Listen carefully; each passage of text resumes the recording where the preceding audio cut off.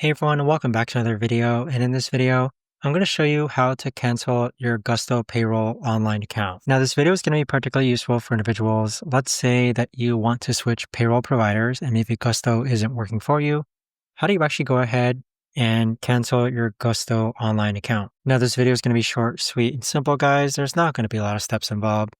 Now, in order to do this, what you're first going to do is log on to Gusto. Next, click on the bottom left-hand corner. Go ahead and click on where it says Plan and Billing. Now, once you've done so, you're going to see this option here to actually go ahead and cancel your Gusto billing account.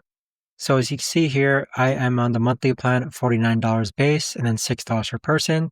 Go ahead and click on Cancel Account. But there you have it, guys. That right there is the best and easiest way that I know of to actually go ahead and cancel your Gusto Payroll online account. If you guys know of a better, easier way to actually do this, let me know in the comments down below. I would love to know. Thanks so much for watching, everyone, and I'll see you guys all in the next video.